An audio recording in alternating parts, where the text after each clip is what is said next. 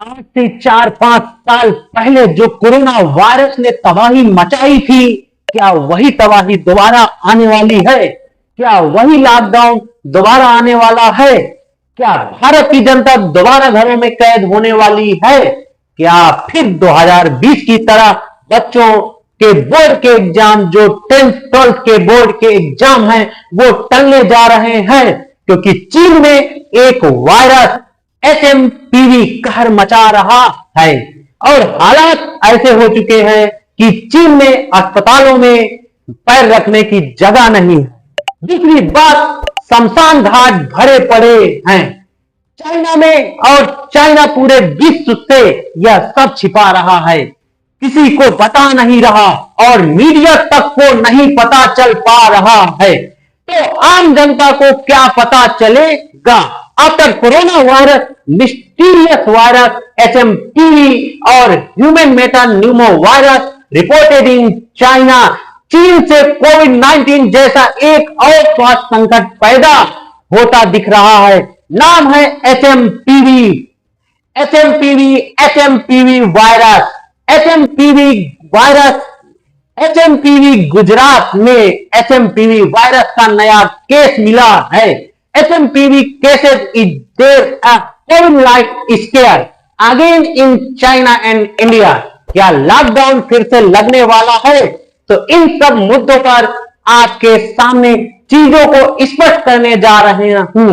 उससे पहले बता दूं, मेरा नाम प्रभांश है और मैं 10th और 12th के फिजिक्स यूट्यूब में पढ़ाता हूं, और जो कि इसमें किसी प्रकार का शुल्क नहीं लगता है।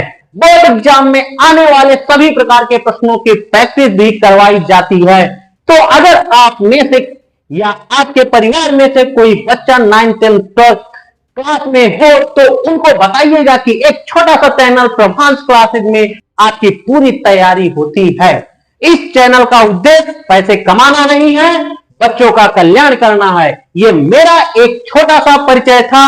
बस आप समझते हैं एक्चुअली है क्या। पिछले कुछ समय से चाइना में हवा में और जनता के जहन में 3 वायरस मिलकर एक कहर मचा रहे हैं, और तीनों चारों वायरस के नाम है, पहला इन्फ्लुएंजा है, दूसरा एचएमपीवी, तीसरा माइकोप्लाज्मा निमोनिया और कुछ अन्य वायरस भी। इन तीनों चारों वायरस चाइना में कहर मचा रहे हैं। इसमें सबसे जो खतरनाक वायरस है वो वायरस आपका एचएमपीवी, जिसकी वजह से चाइना की जनता घरों में कैद हो चुकी है, और चाइना में जिनको भी यह वायरस चपेट में ले रही है उनको सीधा अस्पताल जाना पड़ रहा है, क्योंकि यह जो वायरस सामान्यतः बच्चों को या बुजुर्गों को या जिनकी इम्यूनिटी पावर कमजोर होती है उनको अपना निशाना बना रहा है। और सबसे बड़ी बात यह है कि इतना यह खतरनाक है कि माना जा रहा है कोरोना से भी ज्यादा इसकी खतरनाक स्थिति है। मतलब कोरोना में तो एक बार बच्चा बंदा रिकवर भी कर लेता था, इसमें रिकवर होने के चांस कम दिखाई दे रहे हैं। और सबसे बड़ी बात पता है क्या, भारत के दक्षिण भारत में साउथ इंडिया में, समानता साउथ इंडिया में नाम सुना होगा, बेंगलोर में इस एचएमपीवी वायरस का पहला केस मिल चुका है, और इसलिए सरकार भी अलर्ट में आ गई कि कहीं ऐसा ना हो जाए कि जिस प्रकार कोरोना धीरे धीरे एक केस से 2 केस, 2 से 4, 4 से 8, 8 से 10, 10 से 100, 100 से 200, 200 से 1000, 1000 से 10,000 लाख पहुंच गए। फिर ऐसा ही कहीं ऐसा ना हो कि एचएमपीवी भी एक से आगे बढ़ जाए। तो पहले से ईश्वर से प्रार्थना करूंगा और भगवान से विनती करूंगा कि एचएमपीवी वायरस को कहीं कैसे भी करके रोका जाए, क्योंकि वैसे तो भारत सरकार पूरी तरह तत्पर है और भारत सरकार अलर्ट पर भी है, और हमारी डॉक्टरों की टीम भी बहुत मजबूत है।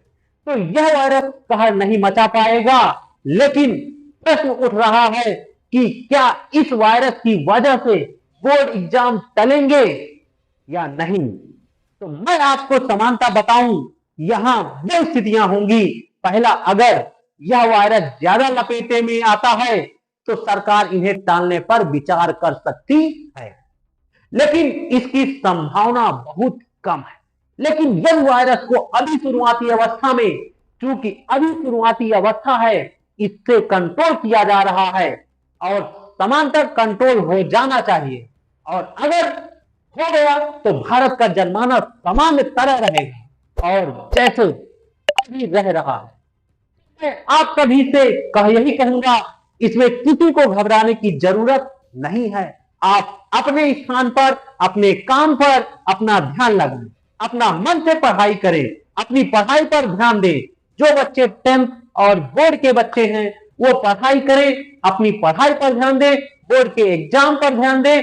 सभी राज्यों के बोर्ड एग्जाम टाइम पर ही होंगे, डिले होने की संभावना बिल्कुल भी नहीं है, क्योंकि ये वायरस अभी शुरुआती अवस्था में है, कंट्रोल किया जा रहा है, इसलिए आपको घबराने की जरूरत नहीं है। आप पढ़ाई पर ध्यान दीजिए, किसी को भी करने की आवश्यकता अभी नहीं है।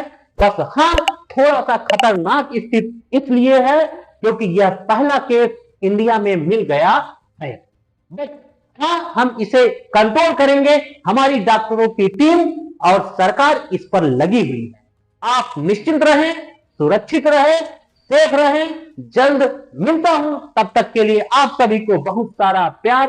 और हाँ, जिन बच्चों को 9, 10, 11, 12 के एग्जाम देने हो वह इस चैनल को अवश्य सब्सक्राइब करें। तब तक के लिए आप सभी का बहुत सारा प्यार। जय हिंद।